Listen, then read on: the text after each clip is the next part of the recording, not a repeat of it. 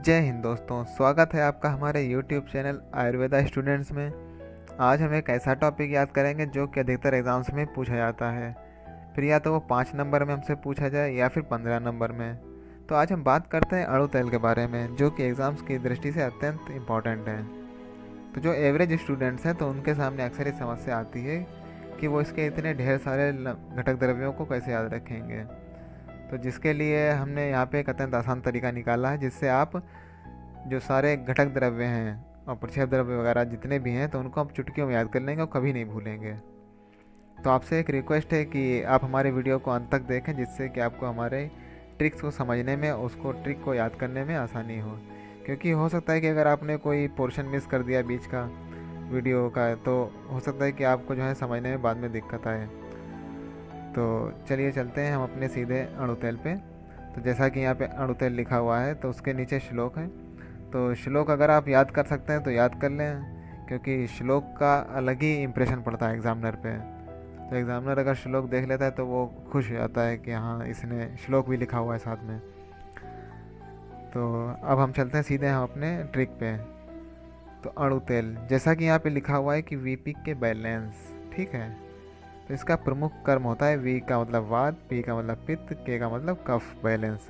तो इसका प्रमुख कर्म होता है कि वात पित्त कफ को बैलेंस करने का काम आता है ये, ठीक है। तो घटक द्रव्य पे आते हैं अब हम इसके। तो जैसे कि यहाँ पे जो घटक द्रव्य हैं तो ये प्रत्येक 100 ग्राम लिए जाते हैं। यहाँ पे जो भी ट्रिक में है नीचे, तो वो अभी ये सारे 100 ग्राम लिए जाएंगे, और जो अलग से जिनका अमाउंट लिया जाता है तो वो अलग लिखे हुए हैं, तो उसको अलग से हम याद करेंगे, ठीक है। तो चलिए हम अपने ट्रिक की पहले पोर्शन पे चलते हैं। तो पहला पोर्शन हमारा क्या है कि श्वेत बाल हल्दी में तेज नीले हो गए। किसी के बाल जैसे मान लिया श्वेत थे तो वो उसने हल्दी लगाई, उसमें हल्दी अप्लाई करी, तो उसके बाद वो तेज नीले हो गए। क्योंकि ऐसा नॉर्मली प्रैक्टिकली पॉसिबल नहीं है, लेकिन हम अपनी ट्रिक को याद करने के लिए इसको याद करेंगे, ठीक है। तो यहाँ पे हमारा श्वेत से हो गया श्वेत चंदन, बाल से यहाँ पे हो गया हमारा बला, हल्दी से हो गया दारू हरिद्रा, में से हम लेंगे यहाँ पे मधुयष्टि, तेज से लेंगे तेज पत्र, और नीले से हम लेंगे नील कमल यहाँ पे, ठीक है।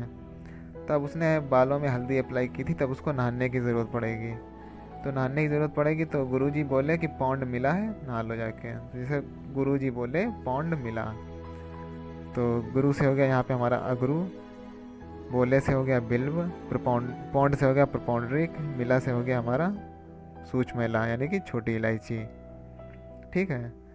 तो अब आते हैं हम अपने तीसरे पोर्शन पे। तो नहाने के बाद में, जैसे कि हमारी दिनचर्या होती है, दिनचर्या में भी यही है कि भोजन के बाद, स्नान के बाद ही भोजन किया जाता है, सॉरी। तो स्नान कर लिया उसने पौंड में, तो उसके बाद खाने के लिए जाएगा वो, तो क्या खाएगा, दाल खाएगा। दाल खाने के लिए गए नगर में, तो उसने सारे नगर वालों से दाल के बारे में पूछा। तो सारी से हो गया हमारा सारीवा, दालचीनी से हो गया हमारा दाल, नगर से हम यहाँ पे लेंगे नागर मोथा, और से यहाँ पे लेंगे शालपर्डी, और पूछी से यहाँ लेंगे प्रश्न। चूँकि प्रश्न पूछे जाते हैं तो इसमें प्रश्न इसके वर्ड में, तो हम लेंगे यहाँ पे पूछी, ठीक है। तो हमारी ये 3 हो गई। जो 3 हमारे वो हो गए पोर्शन, वो ये है कि पहला तो ये है कि श्वेत बाल हल्दी में तेज नीले, दूसरा गुरु बोले पौंड मिला, तीसरा सारी दाल नगर से पूछी।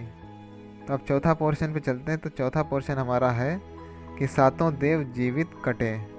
तो जो 7 देव होंगे कोई, तो वो जीवित कट गए, ठीक है। तो सातों से लेंगे हम यहाँ पे शतावरी, देव से लेंगे देवदारू, जीवित यहाँ पे देखिए मात्रा लगा लें।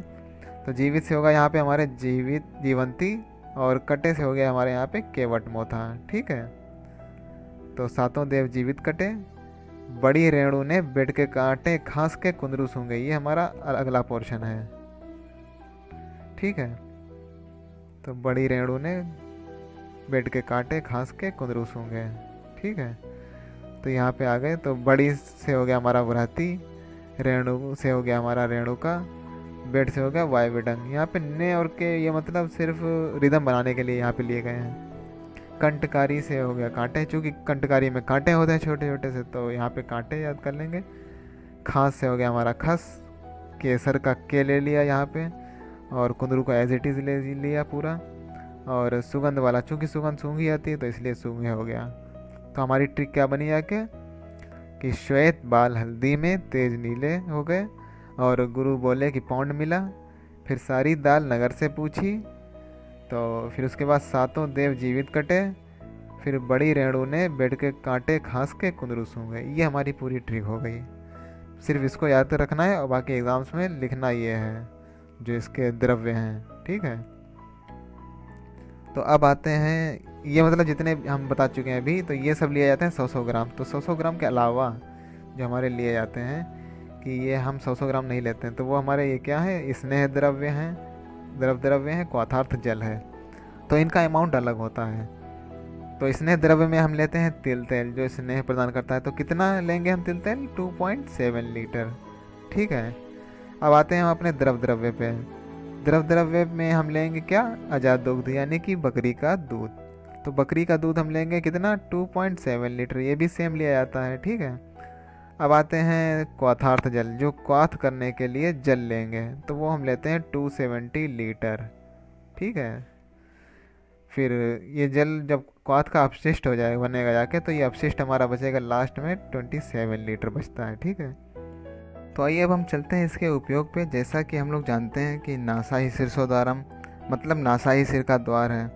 अतः ये जो नशे का प्रयोग है तमाम ऊर्ध्व जत्रुगत रोगों में किया जाता है। तो इस अणु तेल के बारे में आप समस्त ऊर्ध्व जत्रुगत रोग जैसे अर्दित है, मन्य स्तंभ है, तो आप उनके बारे में लिख सकते हैं। हनु स्तंभ है, इनके बारे में लिख सकते हैं। तो ये आपके हो गए समस्त ऊर्ध्व जत्रुगत रोग। तो इन रोगों के अलावा जो आपको याद आते जाएँ तो वो आप लिख सकते हैं, ठीक है। तो अब हम आते हैं इंद्रिय बलकारक पे। तो जैसे कि आप जानते हैं कि इंद्रिय बलकारक जो ऊपर की जो इंद्रियां होती हैं, जैसे कि आँख, नाक, कान, जीवा, तो इन इंद्रियों को ये बल प्रदान करता है, मतलब इनको अच्छे से काम करने में सहायता करता है। तो अब इसके बाद आ गया आपका ये त्रिदोषज्ञ, यानी कि जैसा कि आप हमने आपको पहले बताया था कि वात पित्त कफ को बैलेंस करने का काम करता है। तो ये यहाँ पे जो है वात पित्त कफ को बैलेंस करेगा, ठीक है। तो ये हो गया दोस्तों हमारा अणु तेल। तो दोस्तों कैसा लगा ये वीडियो, आप कमेंट सेक्शन में हमको ज़रूर बताएं, और इसमें क्या क्या इम्प्रूवमेंट हो सकती है वो भी हमको बताएं।